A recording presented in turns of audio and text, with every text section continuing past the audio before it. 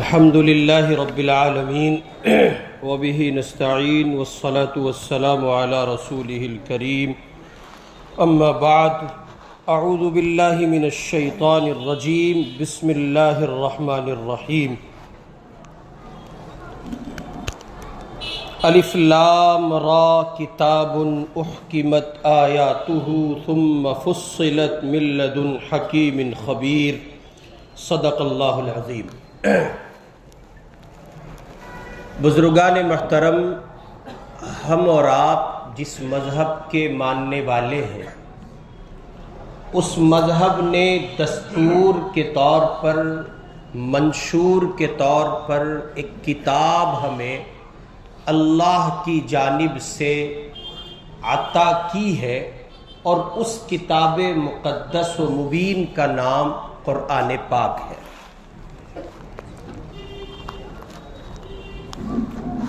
اللہ تعالی قرآن مجید کی حقانیت کو اور اس کی عظمت کو قرآن پاک میں کچھ اس طرح سے ارشاد فرماتے ہیں، کتاب احکمت آیاتہ ثم فصلت من لدن حکیم خبیر۔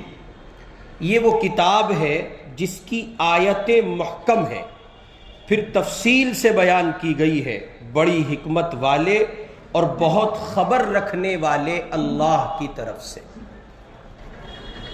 ایک جگہ قرآن مجید میں کہا گیا الف لام میم ذالک الکتاب لا ریب فیہ، اس کتاب میں کسی نوع کے شک و شبے کی گنجائش نہیں ہے۔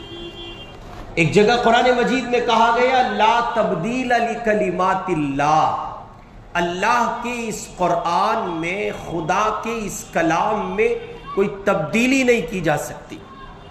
ایک جگہ قرآن مجید میں کہا گیا انا نحن نزلنا الذکر وانا لہ لحافظون، ہم اس قرآن کے نازل کرنے والے ہیں اور ہم ہی اس کے محافظ ہیں۔ اور پھر جا بجا پروردگار نے جہاں جہاں جس موقع پر قرآن مجید کی عظمت کو جس طرح چاہا بیان کیا، اس کی عظمت کو اہل ایمان کو تسلیم کرنا، اس پر ایمان لانا، اس کی حقانیت کو سمجھنا، یہ اہل ایمان کی مذہبی اور ایمانی ذمہ داری ہے۔ چنانچہ قرآن مجید میں اللہ تعالیٰ ایک جگہ ارشاد فرماتے ہیں، سورۃ الشعراء میں قرآن کا تعارف یوں ہے وَإِنَّهُ لَتَنزِيلُ رَبِّ الْعَالَمِينَ، قرآن پروردگار عالم کا نازل کیا ہوا ہے، اور اسے امانت دار فرشتے نے نزل بِهِ الروح الامین عَلَىٰ قَلْبِكَ لِتَكُونَ مِنَ الْمُنذِرِينَ بِلِسَانٍ عَرَبِيٍّ مُبِينٍ۔ قرآن پاک پروردگار عالم کا نازل کیا ہوا ہے، اور اسے امانت دار فرشتے یعنی جبریل امین اے محمد صلی اللہ علیہ وسلم، ہم نے ان کے واسطے سے تمہارے دل پر اتارا ہے۔ اور پھر اللہ تعالیٰ قرآن مجید میں آگے فرما رہے ہیں عَلَىٰ قَلْبِكَ لِتَكُونَ مِنَ الْمُنذِرِينَ بِلِسَانٍ عَرَبِيٍّ مُبِينٍ، فرمایا کہ جبریل امین کے واسطے سے آپ کے قلب اطہر پر اتارا تاکہ آپ لوگوں کو عذاب آخرت سے خبردار کرنے والے بنے۔ پھر فرمایا صاف ستھری عربی زبان میں، بلسان عربی مبین، صاف ستھری عربی زبان میں اللہ تعالیٰ نے قرآن مجید کو نازل کیا ہے۔ سورۃ الشعراء میں پروردگار نے قرآن پاک کے تعارف میں ان آیات کا انتخاب فرمایا۔ پھر ایک جگہ کہا گیا سورہ یوسف میں قرآن پاک کا تعارف کچھ یوں پیش کیا گیا ما کان حدیثا یفترا ولکن تصدیق الذی بین یدیہ وتفصیل کل شیء وہدی ورحمۃ لقوم یؤمنون۔ ایک جگہ سورہ یوسف میں یوں ارشاد ہے نحن نقص علیک احسن القصص بما اوحینا الیک ھذا القرآن وان کنت من قبلہ لمن الغافلین، اور ہم بیان کرتے ہیں تیرے پاس بہت اچھا بیان، اس واسطے کہ بھیجا ہم نے تیری طرف یہ قرآن اور تو تھا اس سے پہلے البتہ بے خبروں میں۔ غرض یہ کہ قرآن مجید ہمیں اور آپ کو دستور کے طور پر عطا کیا گیا ہے، ہمارے اور آپ کے پاس مذہبی کتاب کی حیثیت سے جس کتاب کو متعارف کرایا گیا وہ قرآن پاک ہے۔ ہم اور آپ جس کی روشنی میں اپنا زندگی کا دستور طے کریں، شب و روز طے کریں، جس کو اپنے لیے مشعل راہ بنائیں، جس کے بتائے ہوئے اصول و ضوابط پر ہم قائم رہیں، پابند رہیں، وہ کتاب اللہ کا قرآن ہے، ہم اہل ایمان کے لیے دستور کی حیثیت رکھتا ہے۔ ہمارا اور آپ کا قرآن مقدس پر یہ ایمان ہے کہ قرآن پاک کا ایک ایک حرف سچا ہے۔ ہمارا اور آپ کا یہ ایمان ہے کہ قرآن پاک کا ایک ایک لفظ سچا ہے، اور قرآن پاک میں اللہ تعالیٰ نے جو کچھ جیسا نازل کیا تھا من وعن ویسا کا ویسا موجود ہے، اس میں کسی نوع کی کوئی تبدیلی نہیں ہوئی۔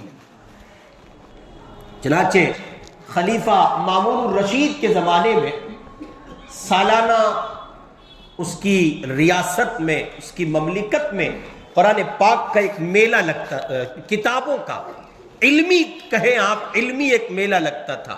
جیسے کبھی کبھی سال میں ہمارے یہاں ملک کی پیمانوں پر آپ دیکھتے ہیں بہت سارے کتاب میلے لگے ہوتے ہیں، کہ صاحب بک فیئر لگا ہوا ہے، تو اس میں چونکہ مختلف مسلک کے، مختلف مذہب کے لوگ آتے ہیں، اور وہ اپنی اپنی کتابوں کی، اپنے اپنے لٹریچر کی جو ہے نمائش کرتے ہیں۔ ایسے خلیفہ مامون الرشید کے زمانے میں یہ سب سلسلہ ہوتا تھا۔ سال میں ایک مرتبہ ایک بک فیئر لگایا جاتا، مختلف مذاہب کے لوگ آتے اور وہ آ کر کے اپنی اپنی لکھی ہوئی کاوشوں اور کوششوں کو پیش کرتے۔ ایک بڑا صاحب قلم تھا، ادھیاپک تھا، اور اس کا کام یہ تھا کہ وہ مختلف مذاہب کی کتابیں لیتا اور اپنے قلم کا استعمال اس میں کرتا، اور پھر اسے مارکیٹ میں اتارتا، اور اس کی تحریر سے متاثر ہو کر لوگ اس کو قبول کرتے، اور وہ دھڑلے سے بکتی تھی۔ چنانچہ اس نے انجیل کا بھی انتخاب کیا جو آسمانی کتاب ہے، اور اس نے اس میں کاٹ چھانٹ کر کے اپنے قلم کا سہارا اور استعمال کر کے اس کتاب کو خوبصورت بنایا، اور پھر اس کو مارکیٹ میں اس نے لانچ کیا۔ نتیجہ یہ نکلا کہ ہاتھوں ہاتھ اس کے ایڈیشن ختم ہوئے، یوں بالکل ایک دم تیزی کے ساتھ۔ اور اس بک فیئر میں، کتاب میلے میں، اس کی وہ کتاب جس انجیل میں اس نے کاٹ چھانٹ کی تھی بہت پسند کی گئی۔ پھر یہ ہوا کہ اس نے سوچا اتنی ساری کتابوں پر میں نے ایکسپیریمنٹ کیا ہے، تو کیوں نہ قرآن پر بھی کیا جائے، کیوں نہ قرآن پر بھی کیا جائے۔ جب آدمی خدا کے سسٹم میں براہ راست انٹری کرتا ہے، پھر سیلم پور کی زبان استعمال کروں تو زیادہ لذت آئے گی، اور اگر ویسی کروں تو مزہ نہیں آئے گا، پھر اس کی بینڈ بج جاتی ہے، بس اتنے پہ اکتفا کر لیتے ہیں، اس سے نیچے نہیں آتے۔ جب براہ راست خدا کے سسٹم میں انٹری کرتا ہے آدمی، ٹرمپ نے کوشش کی تھی، کب بیٹھا ہے بندر کا پتہ ہے آپ کو، کب بیٹھا صدارت کی کرسی پہ؟ کبھی غور سے دیکھنا، بالکل ایسے دکھے، ابھی 2-4-5 دن پہلے تو بیٹھا، 20 دن پہلے کہتا ہے مشرق وسطیٰ کو جہنم بنا دیں گے۔ اللہ نے کہا ابھی تم نے جہنم کے نظارے بھی نہیں دیکھے، آؤ ٹریلر دکھاتے ہیں۔ لاس اینجلس کی موجودہ کنڈیشن یہ ہے کہ آگ تھمنے کا نام نہیں لے رہی۔ یہ ہے جب آپ خدا کے سسٹم میں براہ راست انٹری کرتے ہیں۔ یوں مد مستیاں، مدہوشیاں، اٹخیلیاں، شرارتیں، اور پتہ نہیں سب کیا کیا کرتے پھرو، روز نئے نئے سوٹ بدلو، 10 لاکھ کا پہنو، 20 لاکھ کا پہنو، کچھ نہیں، یہ سب تو خدا نبھاتا ہے، اس کی رحمت کا دائرہ اتنا وسیع ہے، وہ کہتا ہے چل چل چل، نبھاتا رہتا ہے۔ جب خدا کی زبان بندے بولنے لگتے ہیں تو یہ براہ راست اللہ کے سسٹم میں انٹری ہوتی ہے، گویا خدا کی خدائی پر آنچ آتی ہے۔ اب اللہ کہتے ہیں یہ برداشت نہیں ہوگا، یہ برداشت نہیں ہوگا۔ یہ تو جس نے کیا اس کو زمین پر نشان عبرت بنایا گیا۔ ایسے بڑے بول جس نے بولے وہ کہاں گیا، کب گیا، کس طرح گمنام ہوا، کسی کو نہیں پتا۔ اس لیے زمین پر 2 کام نہیں کرنا، کبھی نہیں کرنا۔ خیال میں آئے تب نہیں کرنا۔ نمبر 1 اللہ کے دین سے چھیڑ چھاڑ نہ کرنا۔ نمبر 2 اللہ کی ذات سے چھیڑ چھاڑ نہ کرنا۔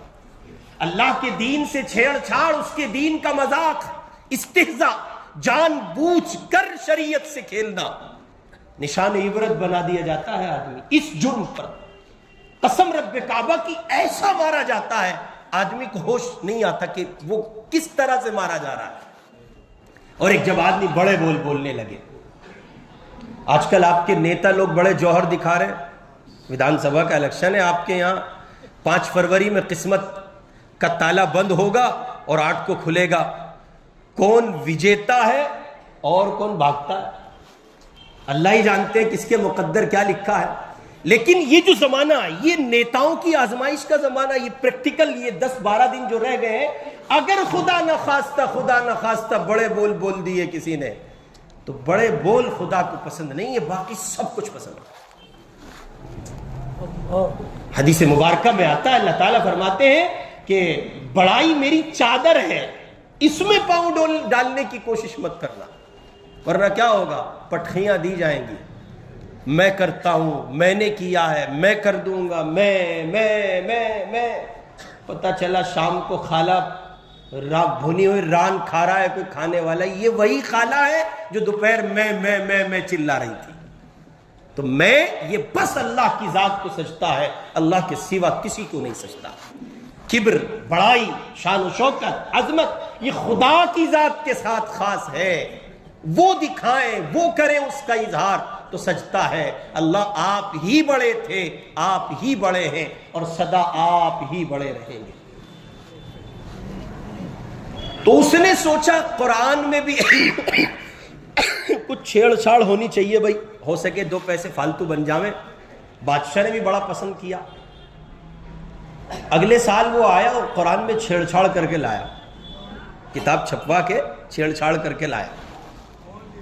اب قرآن پاک کے چھیڑ چھاڑ کا نظارہ آپ رمضان میں دیکھ لو، بہت مہذب، کسی ایگزامپل کی ضرورت نہیں ہے۔ رمضان المبارک میں آپ کے اپنے گھر میں، آپ کے اپنے بیڈ روم میں آپ کا اپنا بیٹا قرآن سنا رہا ہے، سب اپنے ہیں، گھر بھی اپنا، بیڈ روم بھی اپنا، بچہ بھی اپنا، سامے بھی اپنا، سیٹنگ بھی سب ہوئی بھی ہے۔ اس کے باوجود اس نے غلطی کری، اس نے کہا واللہ بصیر بما تعملون، جی، اور تعملون کی جگہ یعملون ہونا تھا۔ تو پیچھے حافظ جی کھڑا ہوا چھیڑ چھاڑ کو برداشت نہیں کرتا، کہ نہ بھائی، واللہ بصیر بما تعملون، اور اتنا ہی نہیں، جھنجلا جاتا ہے آدمی۔ ہمارا ایک ساتھی تھا درسی، پتہ نہیں بیچارہ ہے یا نہیں ہے، تو اللہ عمر و برکت کرے، اور چلا گیا تو مغفرت کرے۔ بھائی محمد ندیم تھے ہمارے ساتھیوں میں حفظ کے، بڑا گاؤں میرٹھ کے پاس ایک گاؤں پڑتا ہے، تو ہمارے استاد محترم کا مزاج تھا، وہ ایسے مسجدوں میں ڈیوٹی لگاتے تھے، تجھے یہاں تراویح پڑھنی ہے، تجھے یہاں پڑھنی ہے، تجھے یہاں پڑھنی ہے۔ اس کی ڈیوٹی لگائی، ہمارے مسجد گولر والی ہے، تو ان کی غلطی آتی تھی حافظ صاحب کی 70 80 90 50 سے کم تو غلطی نہیں آتی تھی کسی دن، پبلک تھی کہ گوارا کرتی تھی، برداشت کرتی تھی۔ تو وہ اتفاق کی بات یہ کہ ایسی ہی کوئی آیت تھی، وہ ندیم کھڑا پیچھے صف میں کہہ رہا ہے اللہ بصیر بما تعملون، انہوں نے پھر بڑا حافظ اقبال صاحب تہر رہ گئے، واللہ بصیر بما یعملون، اس نے کہا تعملون، انہوں نے کہا یعملون۔ جب تعملون یعملون میں جھگڑا ہوا تو وہ ندیم جھنجھلا کہتا ہے جو میں بتا رہا ہوں وہ پڑھو نا، پتہ نہیں کیا کیا پڑھ رہے ہو۔ اب اسے پھر خیال آیا یار تو نماز میں، وہ بھاگا سجدے میں نیت توڑ کے، بیٹے نمازی پکڑیں گے اور تیری طبیعت ہری کر دیں گے۔ تو قرآن پاک سے چھیڑ چھاڑ ایک ذرا سا بچہ گوارا نہیں کرتا۔ کہیں مجمع میں تلاوت ہونے لگے اور پڑھنے والا قاری ایک لفظ غلط پڑھ جائے تو جو حفظ کا طالب علم بیٹھا ہوگا نا، اس کی آنکھیں دیکھیں گے آپ 4 ہونے لگی ہیں، وہ اپنے ساتھیوں میں دیکھے گا کسی کو اشارے کر رہا ہو، کر دیا کام اس نے، غلط پڑھ گیا۔ اس کا مطلب یہ کہ خدا قرآن کا محافظ ہے، چھیڑ چھاڑ کبھی برداشت۔ تو اس نے قرآن پاک میں چھیڑ چھاڑ کی، آیا بادشاہ کے دربار میں پیش کیا گیا وہ نسخہ، قرآن پاک کا وہ نسخہ جس میں اس نے چھیڑ چھاڑ کی تھی۔ تو بادشاہ سلامت نے کہا دیکھیں، علماء اصحاب علم و فضل کی مجلس تھی، ان کی مجلس میں وہ پیش کیا گیا، تو اس نے آگے سے جواب میں کہا، انہوں نے اس کو رد کیا، اور گزشتہ سال جب وہ آیا تھا تب انجیل میں ترمیم اور تبدیلی کرنے اور اپنے قلم کے جوہر دکھانے کی وجہ سے اسے انعام و اکرام دیا گیا تھا، اور اس وقت اسے ردی کے ٹوکرے میں ڈال دیا گیا اس بندے کو، اور اس سے کہا گیا چل نکل یہاں سے۔ تو وہ اس بات سے بہت متاثر ہوا، اور اس نے کہا کہ میں نے اپنے قلم کے 1000 جوہر دکھائے، جولانیاں دکھائیں، لیکن مسلمانوں نے میرے لکھے ہوئے قرآن کو قبول نہیں کیا۔ پھر اس نے قرآن پر ریسرچ کی، پڑھنا شروع کیا۔ قرآن پڑھے اور رہ جائے، جملہ ضائع کر دیا آپ نے۔ قرآن پڑھے اور یہ انگریز جو اتنی بھاری تعداد میں ایمان لاتے ہیں، اس کی بنیادی وجہ یہ ہے کہ مزاج میں تحقیق ہوتی ہے، قرآن جب پڑھتے ہیں تو گہرائی میں جاتے ہیں، نتیجہ نکلتا ہے کہ پکار اٹھتے ہیں اشہد ان لا الہ الا اللہ و اشہد ان محمد رسول اللہ۔ تو میرے بھائی، قرآن پاک سے چھیڑ چھاڑ نہیں کی جا سکتی، کسی صورت نہیں کی جا سکتی۔ اس کی وجہ انا نحن نزلنا الذکر وانا لہ لحافظون، قرآن پاک کے نازل کرنے والے بھی اللہ ہے اور اس کی حفاظت کرنے والے بھی، اور حفاظت کے لیے پروردگار نے کیسا خوبصورت نظام منتخب فرمایا۔ ایسا بھی ہو سکتا تھا، کیسا کہ کاغذ کے جس ٹکڑے پر آج قرآن پاک کتابی شکل میں ہے، روز اول سے انسانوں کے دلوں کی زمین کا انتخاب نہ ہوتا اور اسی کتابی شکل پر محفوظ رکھا جاتا، اسے جلاتے تو نہ جلتی، یہ کتاب نہ جلتی، اس کے اوراق کو آگ نہ کھاتی، یہ ممکن تھا۔ اللہ چاہتے تو قرآن جس کاغذات پر لکھا ہوتا ان کاغذات پر آگ کو حرام کر سکتے تھے، یہ ان کی قدرت سے باہر نہیں ہے، لیکن یہ عقل کے قریب نہ ہوتا، انسانی دنیا اس پر معترض ہوتی۔ سو پروردگار نے ایسا خوبصورت نظام منتخب کیا، انسانوں کے دلوں کی زمین کو اس کے لیے منتخب کیا، قرآن پاک کو ان کے سینوں میں جمع کرنے کا فیصلہ کیا۔ چنانچہ اللہ تعالی فرماتے ہیں ثم اورثنا الکتاب الذین اصطفینا من عبادنا، پروردگار قرآن مجید میں فرماتے ہیں پھر ہم نے اپنی کتاب کا وارث بنایا اپنے بندوں میں سے ان کو جن کو ہم نے چنا ہے۔ اقبال بلا وجہ نہیں کہتے تھے وہ معزز تھے زمانے میں مسلمان ہو کر، اور تم خار ہوئے تاریخ قرآن ہو کر۔ حضرت شیخ الہند مولانا محمود صاحب دیوبندی رحمۃ اللہ علیہ اپنی پیرانہ سالی کے زمانے میں مالٹا کی جیل میں قید ہے، واپس لوٹے، بمبئی کے ساحل پر اترے، علماء صلحاء اور ان کے شاگردوں محدثین و مفسرین کی ایک بڑی جماعت ان کو لینے گئی، واپس آئے، ایک بڑا اجتماع دارالعلوم دیوبند میں رکھا گیا۔ شیخ الہند نے اپنی تقریر کے آغاز میں فرمایا کہ ہم نے مالٹا کی تنہائی میں رہ کر امت کی ذبح حالی کے بہت اسباب تلاش کیے، ہم 2 سبق سیکھ کے آئے ہیں، 2 اسباب جان کے آئے ہیں، امت کی ذبح حالی کے اسباب کیا ہیں؟ حضرت شیخ الہند مولانا محمود صاحب دیوبندی رحمۃ اللہ علیہ وہ نام ہے جو استاد ہے شیخ الہند، شیخ الاسلام حضرت مولانا حسین احمد مدنی کا، جو استاد ہے حضرت تھانوی رحمہ اللہ کا، حضرت مولانا الیاس کاندھلوی کا، مفتی عزیز الرحمان صاحب دیوبندی کا، حضرت مولانا احمد علی لاہوری کا، حضرت مولانا انور شاہ صاحب کشمیری رحمۃ اللہ علیہ، عبید اللہ سندھی اور مفتی کفایت اللہ دہلوی اور جہان بھر کے مشائخ ہیں جو اپنے آپ میں ہر فرد بشر ایک انجمن کی حیثیت رکھتا ہے، علم و عمل کا، علم و فضل کا ایسا آفتاب و مہتاب ہے کہ دنیا ان کی مثال لانے سے قاصر ہے۔ اتنے سارے لوگوں کا استاد شیخ الہند یہ بات کہتا ہے کہ میں نے مالٹا کی اسیری کے زمانے میں بہت غور و فکر کیا، امت کی بربادی کے 2 سبق بنیادی 2 سبب مجھے حاصل ہوئے، اس سے میں نے سبق سیکھا ہے۔ طلبہ متوجہ ہوئے، علماء متوجہ ہوئے، حضرت بتائیں آپ کیا سیکھ کے آئے ہیں؟ فرمایا بہت غور کیا مالٹا کی تنہائی میں، جیل میں رہ کے بہت سوچا امت کی زبوں حالی کے اسباب کیا ہیں۔ 2 بڑے سبب تلاش کر کے لایا ہوں۔ نمبر 1، مسلمانوں کی آپس میں تفریق، فرقہ بندی، مسلکی تفریق، مسلکی جھگڑا۔ مسلمانوں کے آپس میں جو تفریق ہے، جو جھگڑا ہے، مسلکی اختلافات ہیں، اس نے مسلمانوں کو پست کیا ہے۔ اور دوسرے نمبر پر بنیادی سبب جو ہاتھ آیا ہے وہ قرآن سے دوری ہاتھ آیا ہے۔ قرآن نہیں ہے ہمارے یہاں۔ قرآن پڑھنے میں، سننے میں، قرآن کے ساتھ شغف میں، قرآن کے ساتھ تعلق میں، قرآن سے محبت میں وہ ذوق نہیں پایا جاتا ہے جس ذوق کی ہمیں ضرورت ہے اور جو ذوق اللہ کی طرف سے مطلوب ہے۔ اس لیے میرے بھائی، قرآن پاک کی عظمت رفتہ کو تسلیم کرتے ہوئے قرآن سے محبت اور اس کے تئیں بیداری کا ثبوت پیش کریں۔ قرآن پاک سننے کا شوق اپنے اندر پیدا کریں۔ قرآن پاک سے جنون کی حد تک محبت کریں۔ قرآن اللہ کا وہ ہدایت نامہ ہے جو کل عالم انسانیت کے لیے ہدایت ہے، جسے امیر سنے، غریب سنے، حاکم سنے، محکوم سنے، سمجھنے والا سنے یا نہ سمجھ بندہ سنے، جسے عربی زبان پر دسترس و قدرت نہیں ہے، معنی و مفہوم نہیں جانتا، قرآن ہر ایک کے لیے اپنے آپ میں وہی تاثر رکھتا ہے جو کسی دوسرے کے لیے رکھتا ہے۔ UK کے کسی علاقے میں رمضان میں تراویح ہو رہی ہے اور دوران تراویح قرآن پڑھا جاتا ہے، تو وہاں کا ساؤنڈ سسٹم بہت اچھا ہوتا ہے۔ ایک انگریز باہر کھڑا ہوا رو رہا ہے، قرآن سن رہا ہے، رو رہا ہے، تو وہ نیوز اینکر اس کے پاس گئے ایسے مائک لگا کے، تو میں تمہارے کیا پلے پڑھ رہا، سمجھ میں آ رہا ہے کچھ؟ اس نے کہا نہیں، سمجھ میں نہیں آ رہا۔ پھر رو کیوں رہے ہو؟